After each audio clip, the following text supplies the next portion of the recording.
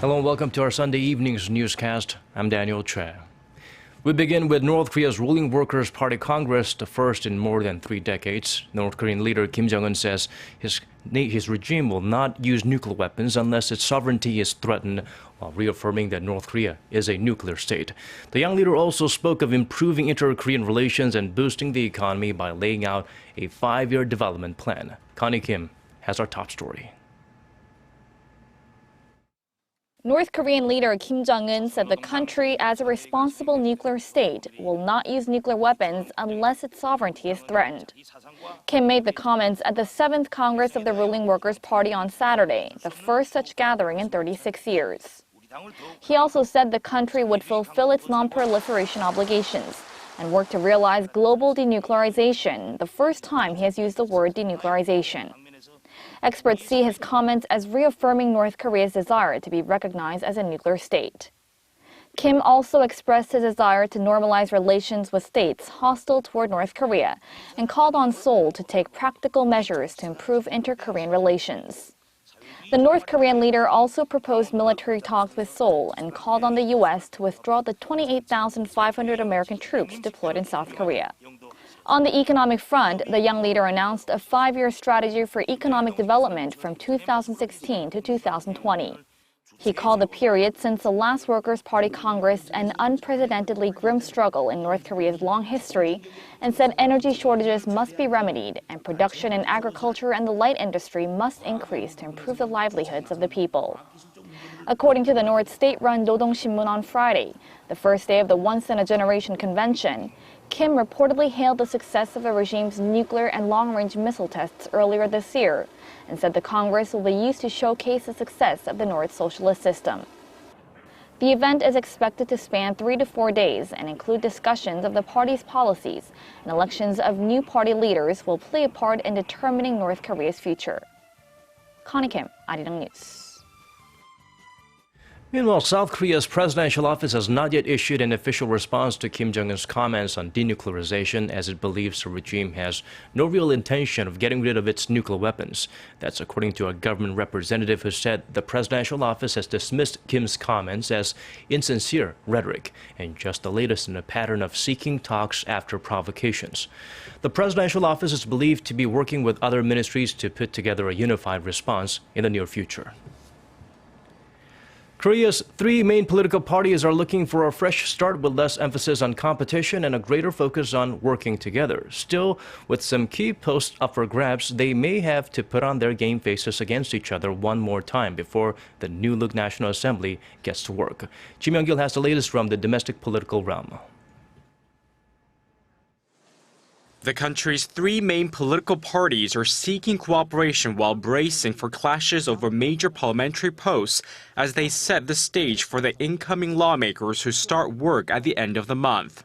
Ruling Saenuri Party floor leader Jong Jin-seok on Sunday stressed the importance of stronger cooperation with the opposition, once again acknowledging the party's new position in parliament after it lost its majority in last month's general election. He also denied that his party was overly submissive to the presidential office, in response to calls from his counterparts to keep his party from deferring to the presidential office.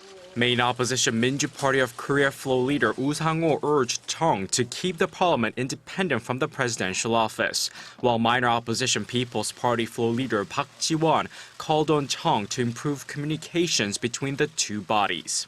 The outgoing parliament, which ends its term on May 29th, has often been deadlocked by confrontations among the floor leaders, factional feuds within the parties, and the intervention of the presidential office. Meanwhile, the newly elected floor leaders are busy trying to reach agreement on who will take the post of National Assembly Speaker. The largest party has customarily taken the seat, and right now that is the Minju Party with 123 seats. But the 122-seat Saenuri Party is seeking to regain its majority by allowing independent lawmakers-elect who left the party before the election to rejoin the party.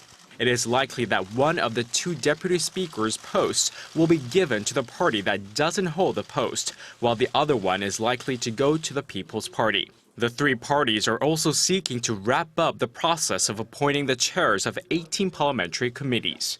Ji Myung-gil, Arirang News.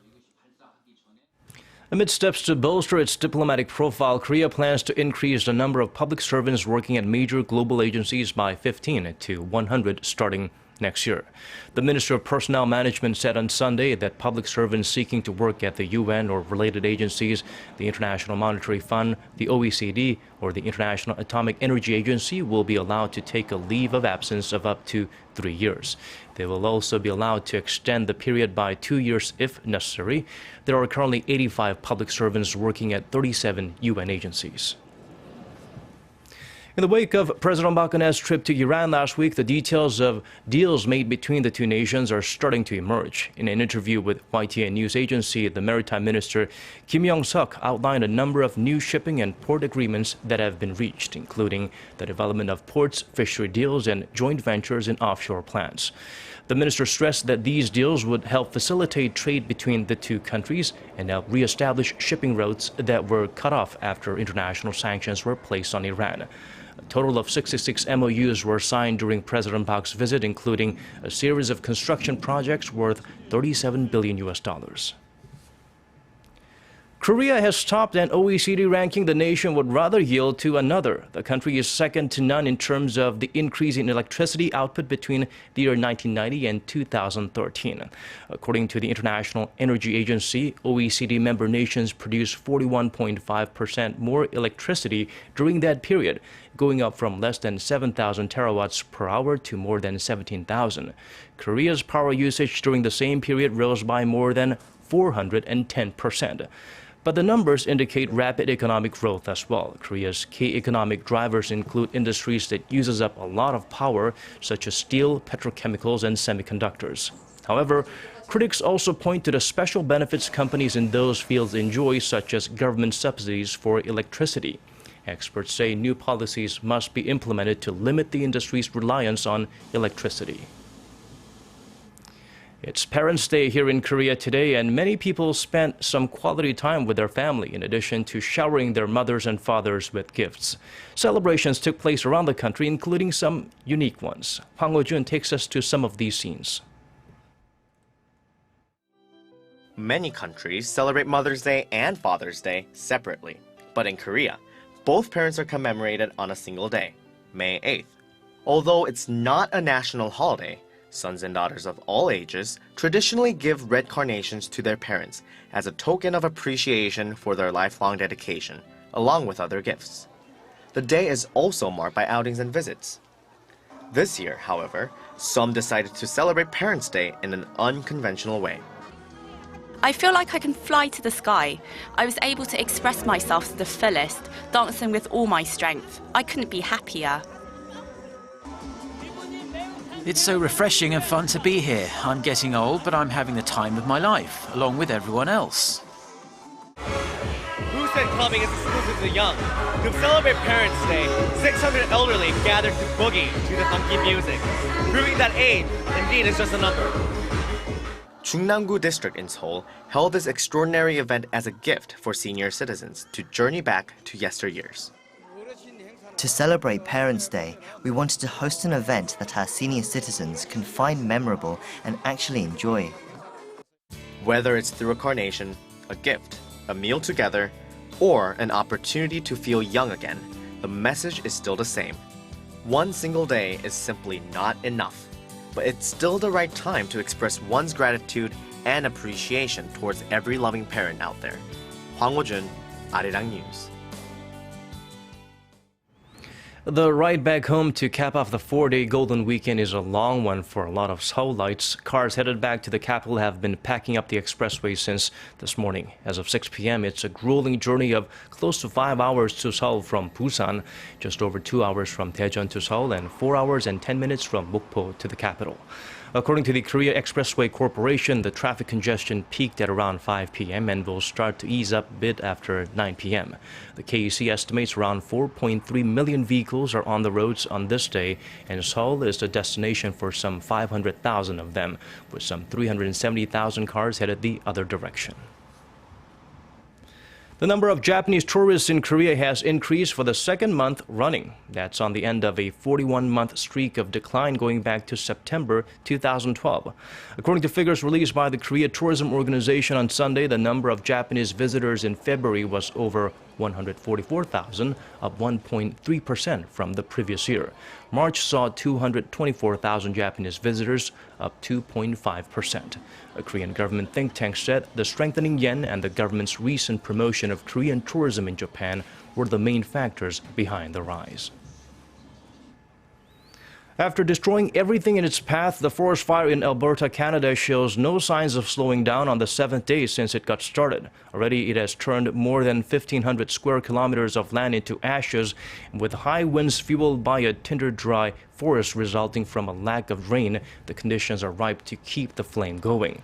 While all residents of Fort McMurray have been evacuated, there is rising concern as the city is at the center of Canada's oil sands region.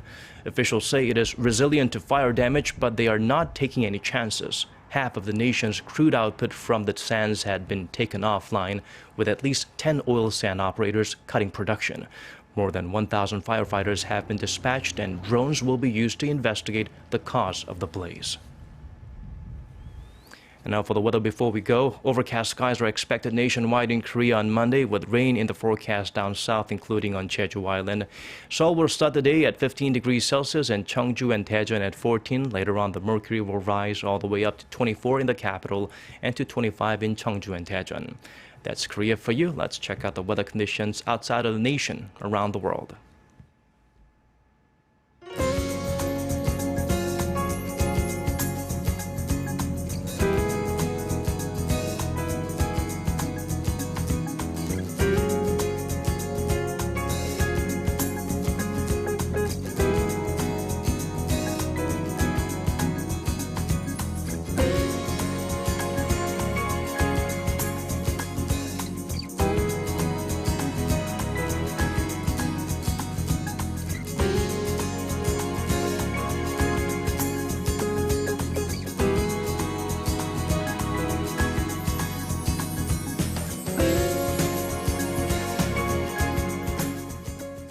We have come to the end of our newscast on this Parents' Day. We wish all the parents thank you for everything. And to our viewers, thank you for staying with us.